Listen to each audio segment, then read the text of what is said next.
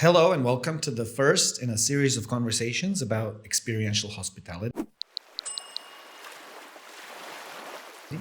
My name is Fran. I'm the Chief Commercial Officer at Turneo, and with me today is my co-founder Matija. We're going to be talking about beginnings of Turneo. Welcome, Matija. Why don't you maybe start by introducing yourself? Hi, everyone. So I'm Matija. I'm the CEO of Turneo. We started a company, Fran and I, about 3 years ago.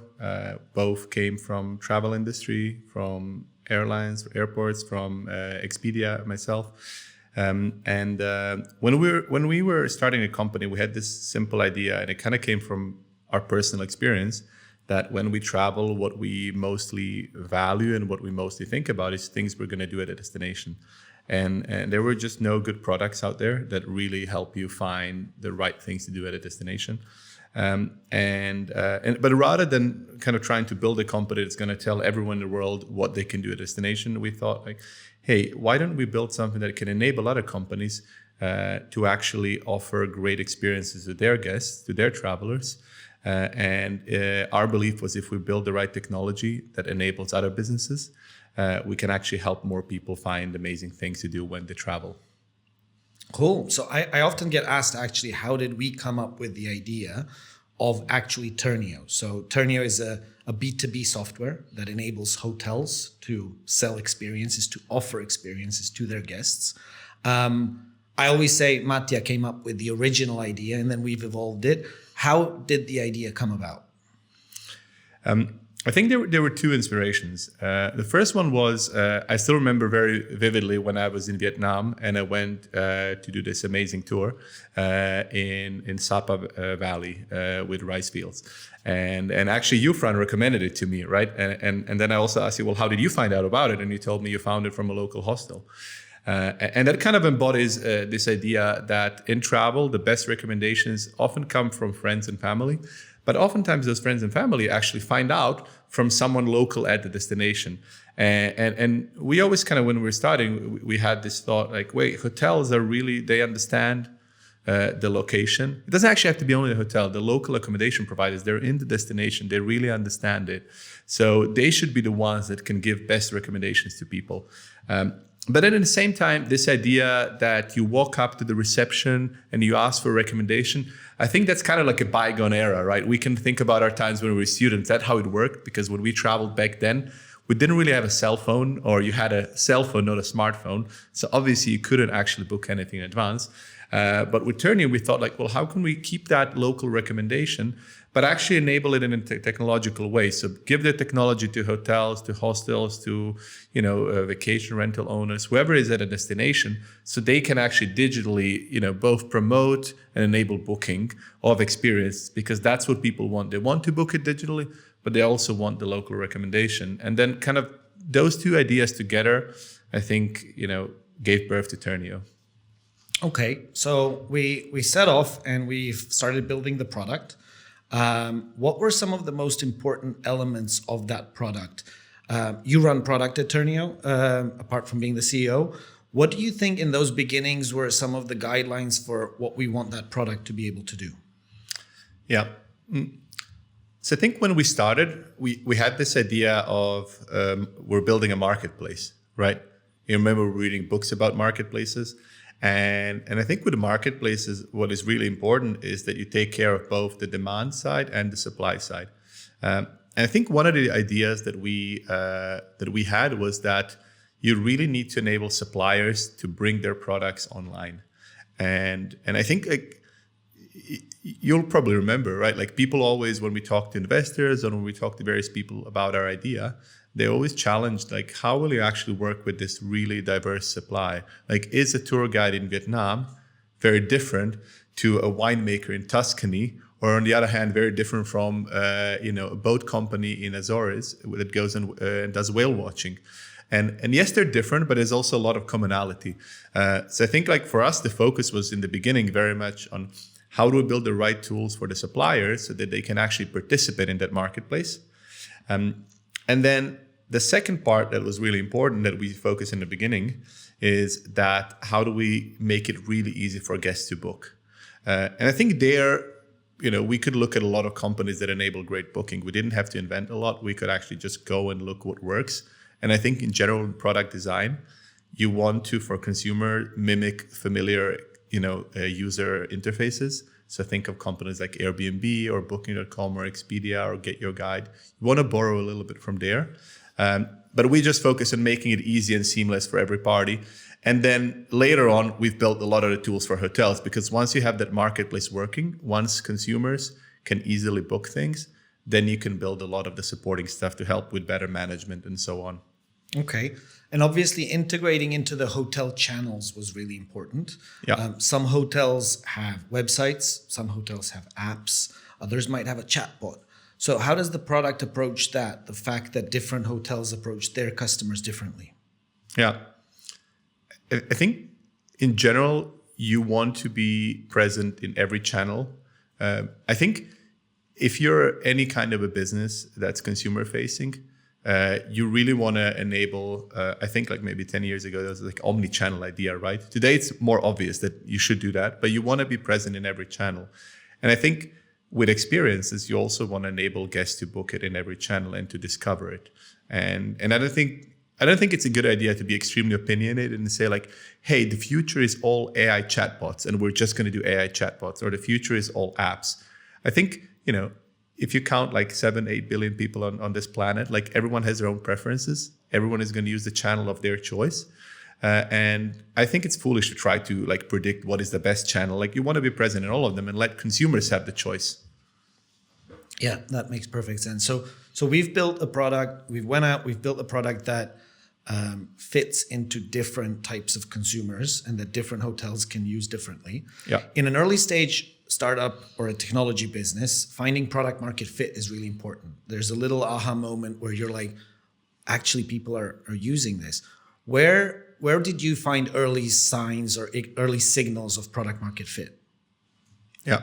So I think for me, the signs of product market fit, or the sign that our customers really want our product, was when we stopped pushing them to use the product and they started asking us, can we use the product for this new use case we have? So I think it probably happened about a year and a half ago, when one of our customers, without even like telling us, they started creating new experiences for their hotel. And we would find out about it after they created, and then we asked them about it and we gave them some tips on how to best use the platform. But for me, that was the moment where instead of us going around to every hotel and saying like, hey, what about this use case? What about using Turneo for that? They just understood the product and they started using it because it was so easy for them to create experiences, to start selling them, to bring them in front of the customers, that they started expanding usage from the original use case to other ones. That was for me the sign. What was for you the sign?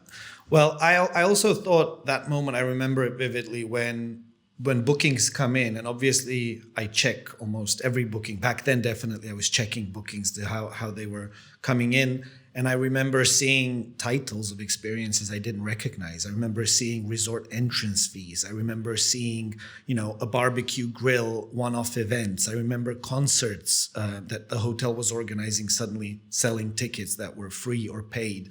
And that was a moment for me when I was like, I didn't set this up. I didn't advise the hotel to set this up. And back then I was running a lot of the client success management with hotels. And that to me was a moment where, wow, yeah, that hotel did all of that on their own because they obviously had a need for that. And we've created a product that fits that need. And that self-service moment was also really powerful for me because it meant that they understood the product, that the product was good enough to be used on their own. So that was a proud moment. Yeah. I think it's definitely with building a product, you reach a certain point where you've gotten enough feedback about a certain usage or use case where you get it right. And I think then customers start using it more than you expected. That's when the usage goes up because you suddenly made it easy that they will figure out on their own how to do certain things, which you frankly can't really imagine because you're not in their shoes, right? Like obviously we always talk a lot to our customers and we go visit them and all of that, but you're not actually in their day-to-day job. Like you cannot be there, 8 hours or 10 hours a day, like they are doing their job. And once they start seeing the product as a key part of how they do work and they figure it out, for me, that was the sign of product market fit. And, we see that now across most of our customers, similar behavior. But it was almost like a point where, like, before that, no one was doing it. And now most of our customers are using it in ways which we didn't imagine initially. Yeah.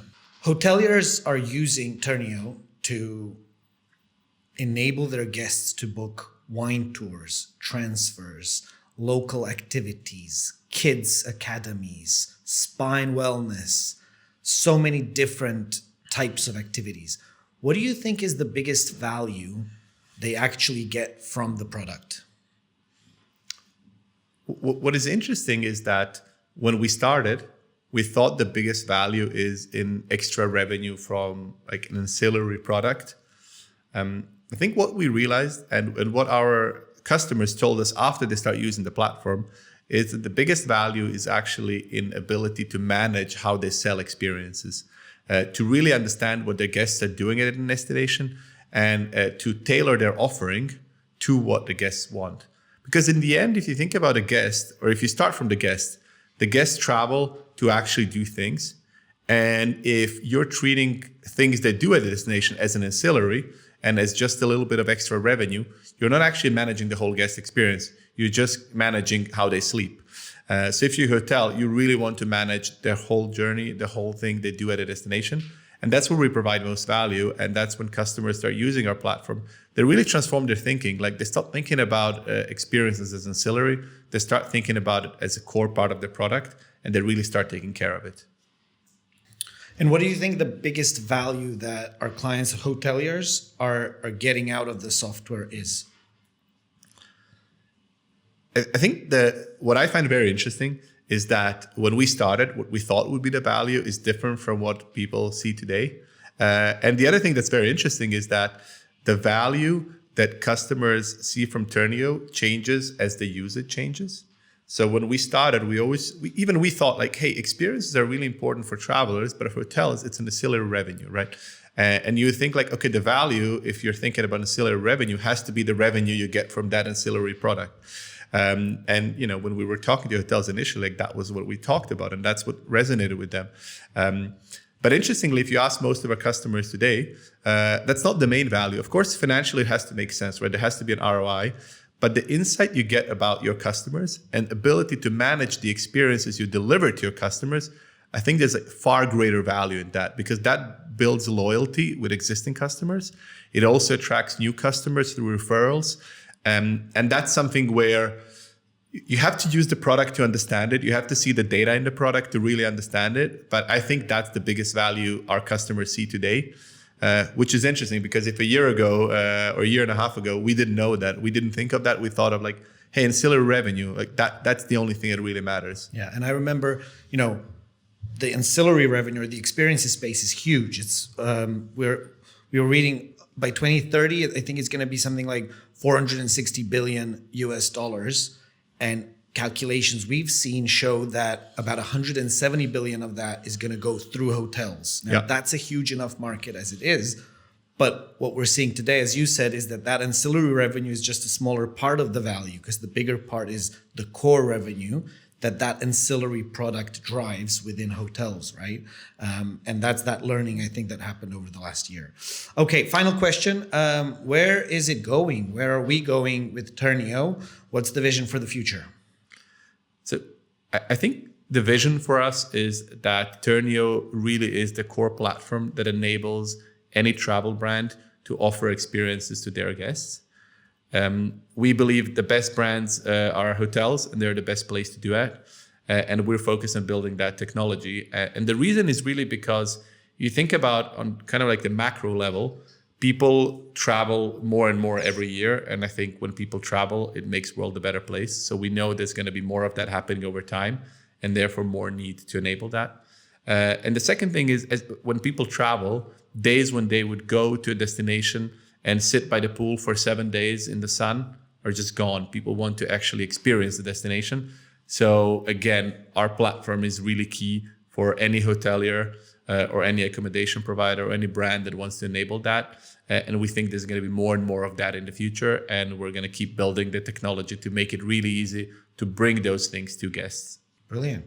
Thank you for the conversation. Thanks everyone for listening. This was the first in a series of conversations around experiential hospitality. I'm Fran from Turneo. See you next time.